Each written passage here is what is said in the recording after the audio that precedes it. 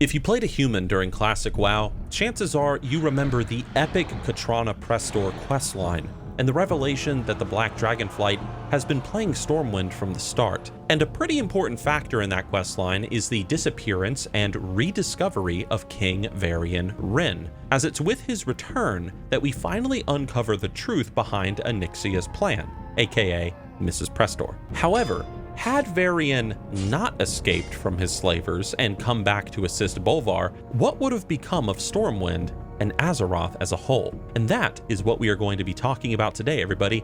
This is What If Varian Never Returned? To begin, first of all, for those that do not know, Varian was actually split into two persons by Katrana Prestor in a botched spell. There was the arrogant, easily controlled puppet Varian, who returned at an earlier stage and was under Katrana's influence, as well as Logosh, the true Varian, who had lost his memory and was now fighting as a gladiator in Dire Maul, having been kidnapped by the Defias Brotherhood and sold to Horde slavers. Now, for the sake of this story, we are going to assume that the puppet Varian did indeed return, and just like in Classic, remains under the complete control of Onyxia. This Varian was only concerned with extravagant spending, and he cared little for the politics and the people of his kingdom. With Onyxia's attempts to dissuade Stormwind from dealing with the Blackrock Orc and Defias Brotherhood threats, both would grow very much stronger under this weak Varian's leadership. Bolvar, now no longer being directly influenced by Onyxia since Varian's return, he begins to grow suspicious of Varian's lack of care for his own people. This is out of the ordinary for him. There had already been news that the Defias Brotherhood had a powerful ally within Stormwind, delivered by Jaina Proudmoore herself, and Marshal Reginald Windsor would have further pushed the idea that it was in fact Lady Katrana Prestor who had committed the treachery of Varian's original disappearance in the first place.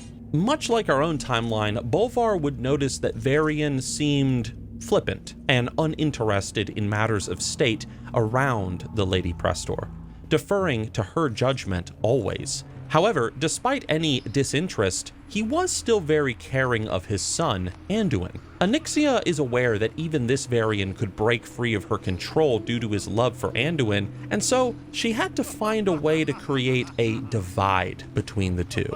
The wheels would be set in motion when King Magni Bronzebeard visited Stormwind to discuss war plans against the Blackrock Orcs and the Dark Iron Dwarves. King Varian would be dismissive of Magni and the whole affair, despite Bolvar's pleas, and Magni would return home with the promise of no further aid from Stormwind. Bolvar would be mortified at this, and he would try to keep relations with the dwarves open despite Varian's carelessness, and ultimately Lady Prestor's commands. Anduin had also become aware of his father's change in attitude, and he began to conspire with Bolvar to uncover the truth of Lady Prestor's grip on the king. Now she, however, would take this opportunity to convince Varian that Bolvar was planning to commit high treason against the throne, communicating with Magni in secret and even turning his own son against him. Varian wouldn't really respond at first, but he would grow slightly paranoid, but he would never condemn his own son without proof.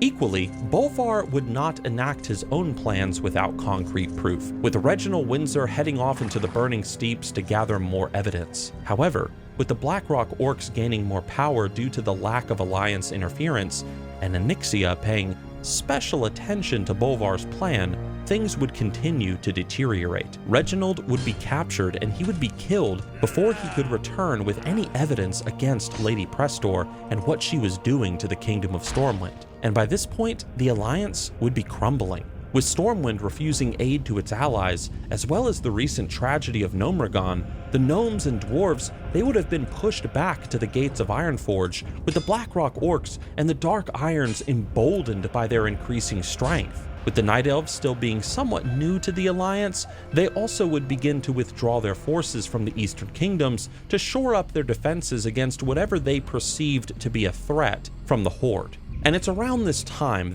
of instability, that an agent of Katrana Prestor, who had been spying on the Horde, would learn of the existence of Logosh, the human gladiator fighting in Dire Maul under the ownership of Horde slavers. Now Logosh, she would quickly discover, was almost certainly the missing true Varian Wren, and he would need to be dealt with. Lady Prestor would task Varian, a member of the Stormwind Assassins Guild, to kill Logosh before he had a chance to escape. Matthias Shaw, a fellow member of the guild, who was a close friend of both Varian and Bolvar, he would catch wind of this plot, and ultimately, he would kill Varian himself. Now I know that in the actual lore, the planned assassination took place after Logosh escaped from Dire Maul and was thwarted by Valera Sanguinar, but for the sake of this story, that did not occur. And this is because when Matthias informed Bolvar of the plot, whilst it was the confirmation Bolvar needed to confront Lady Prestor, they did not have the resources to mount a rescue while Stormwind was still under her control. Bolvar, he would send Matthias Shaw to Theramore to inform Jaina of the treachery, as well as make a plea to Thrall to free Varian from Horde enslavement. Bolvar would try to persuade Anduin too to go for his own safety, but Anduin, the young man, he would insist on staying, hoping to appeal to the puppet Varian's still apparent love for him.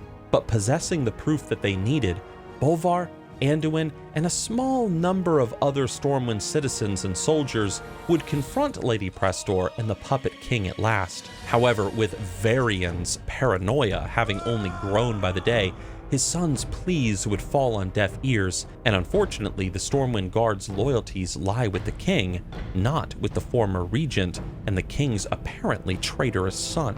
Prestor advised Varian that this was a ploy from Magni and Bolvar, the former wanting to be resupplied with Stormwind's aid, and the latter being unable to deliver it after reclaiming the power over the kingdom he had to give up on Varian's return.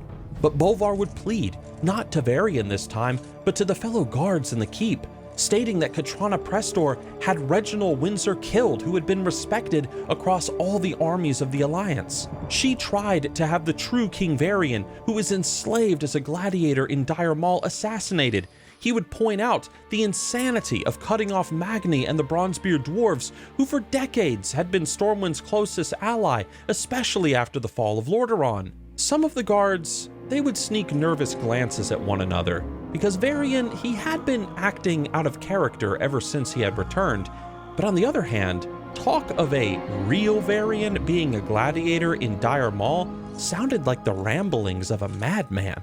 Varian in this moment would slam down his fist and scream out that what they were speaking of was treason, and for the guards to arrest them. Bolvar would draw his sword, and the guards would ready themselves. And in a desperate attempt to try to break through to the fake Varian who still seemed to love his son, Anduin would rush towards him.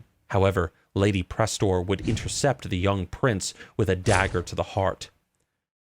"He was going to kill you, my lord," she would say. With tensions high, the guards, whilst horrified, remained focused on Bolvar, who, horrified himself, would drop his weapon and ultimately surrender.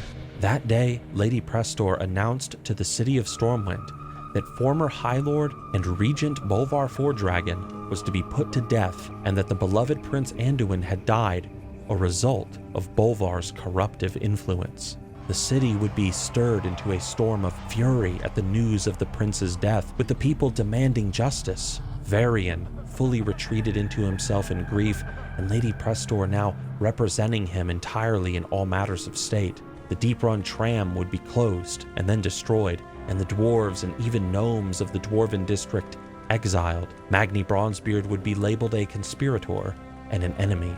When Ironforge got word of what had transpired as their people returned from Stormwind on the last ever Deep-Run tram ride, Magni Bronzebeard would be heartbroken. Anduin murdered right in front of his own father, the dwarves and the gnomes who had helped rebuild Stormwind, now exiled, and he himself branded an enemy of the Alliance?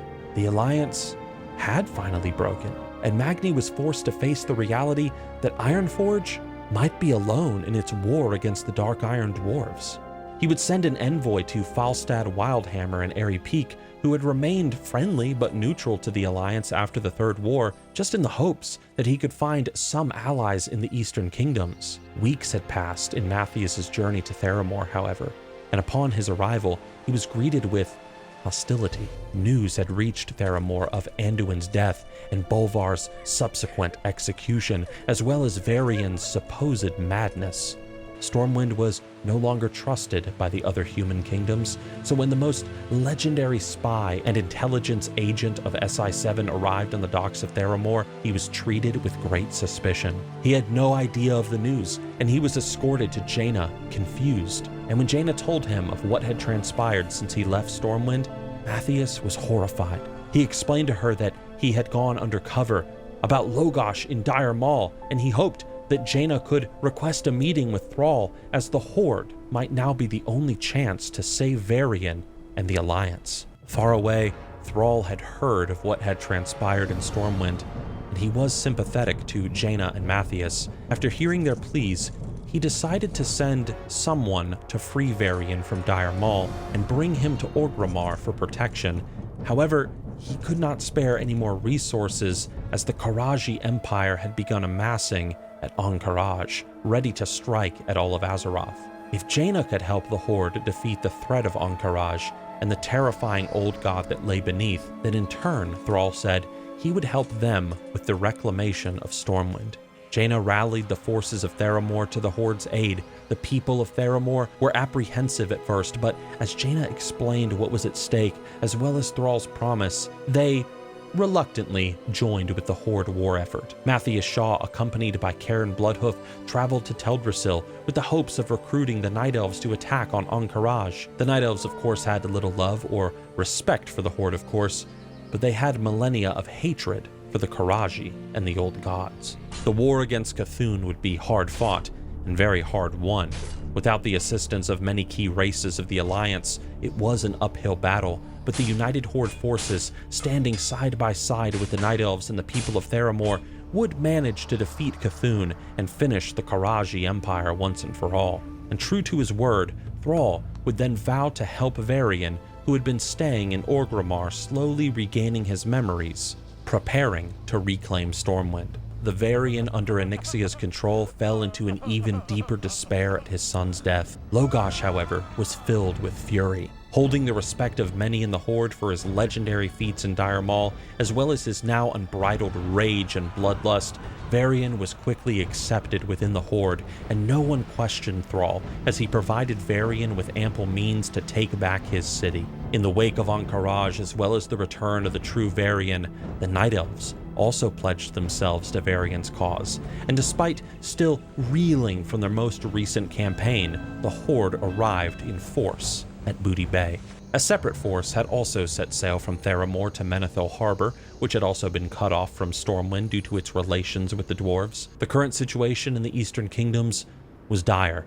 Whilst the Dark Irons and the Blackrock Orcs had been assaulting Ironforge, they had also been fighting each other for control of Blackrock Mountain. Onyxia, wanting to secure Blackrock for her brother, had sent the forces of Stormwind, the Defias Brotherhood, and the Blackrock clan down into the depths of Blackrock Mountain to dismantle the Dark Iron dwarves and even silence Ragnaros. And they had been successful, which allowed them to absorb the remaining Dark Iron dwarves into their fold. Ironforge, meanwhile, had been battered by Onyxia's forces. The city was completely closed off and was under daily siege from the Blackrock Orcs, and even Airy Peak had begun to struggle against this dark alliance that had formed on their doorstep. Sylvanas begrudgingly provided reinforcements as the Horde began to assist the dwarves in pushing back the Blackrock Orcs. And now, if you're familiar with the timeline of World of Warcraft, you'll know that following the events of Ahn'Qiraj, two things are about to occur. The first Scourge invasion, first of all, attacking Stormwind, although in this reality, they were easily driven off by Onyxia's new army and newfound power. Secondly, soon after, the Dark Portal opens after Lord Kazak crosses into Outland. Naxxramas and the Scourge are largely ignored, amounting at most to an increased number of skirmishes against the Forsaken and the Argent Dawn. However, the Dark Portal reopening would send out a flurry of demons that would almost overwhelm Netherguard Keep. With Varian's contingent of the Horde coming up from Stranglethorn, they'd positioned best to help deal with the invasion, and so begrudgingly Varian would offer his assistance. They pushed back the hordes of the Burning Legion, and Jaina, who had accompanied Varian this far, offered to venture in with other members of the Kirin Tor, alongside Thrall and a large quantity of the Horde. Thrall was supportive of Logosh's quest, but he could not shy away from the chance to return to Draenor. So Thrall would leave Varian with enough Horde troops to still take back Stormwind, but the army would be diminished all the same. Varian would still march onwards and upwards towards Stormwind, with Lady Prestor taking note and sending out her own forces to stop them. Despite her best efforts, however, Stormwind would soon be attacked. Now, as Logosh would reach the gates of Stormwind, he would find it a different city to what he left behind. Varian's army would push through, finding that what resistance there was quickly squashed, as he didn't see the faces of former friends in either the cowering civilians behind broken glass windows, nor in the countless bandits that were trying to kill him. And after battling through the city all the way to the keep, he finally would reach the throne room, greeted by a pale reflection of himself. His doppelganger would sit upon the throne, eyes sunken, skin ashen, weak and broken, and next to him, with a cunning grin, was Lady Prestor. There were no pleas or bargains to be struck this time. Varian openly accused both of them for the murder of his son, and he swore to take brutal revenge. Lady Prestor, however, knowing there was no more reason to keep up her facade, revealed her true form. Onyxia would stand in the throne room, towering over all the others. Before anybody would have a chance to act, she would kill the doppelganger of Varian, no longer needing him, and she would engage in a battle with the true Varian and his Horde army. The battle would be brutal, and Onyxia's fires would raze Stormwind to the ground. However, Varian would have his revenge.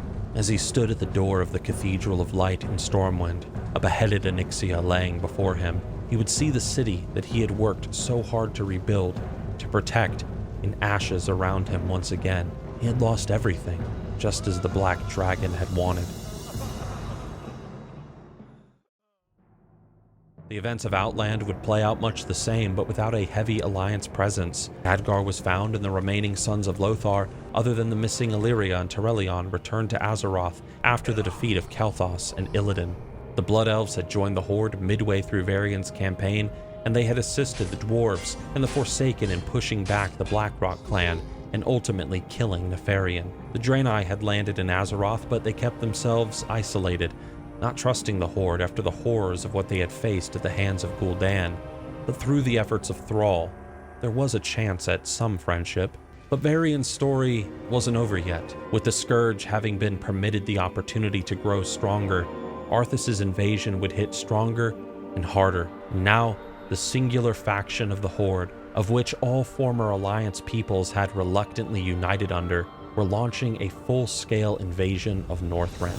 The events that we know from Wrath of the Lich King would likely play out much in the same way. At Wrathgate, though, Varian would take Bolvar's place, being narrowly saved by Alexstrasza and then captured over the throne of his childhood friend. And as the Horde adventurers, together with Tyrion Forgeling, would manage to defeat Arthas, Varian, alone with no kingdom and no son and no purpose remaining, would decide to take on the burden of the Helm of Domination. So in this timeline, Varian, the King of Ashes, as they called him, would sit atop the frozen throne in eternal pain, alone, a new and terrible crown placed upon his head.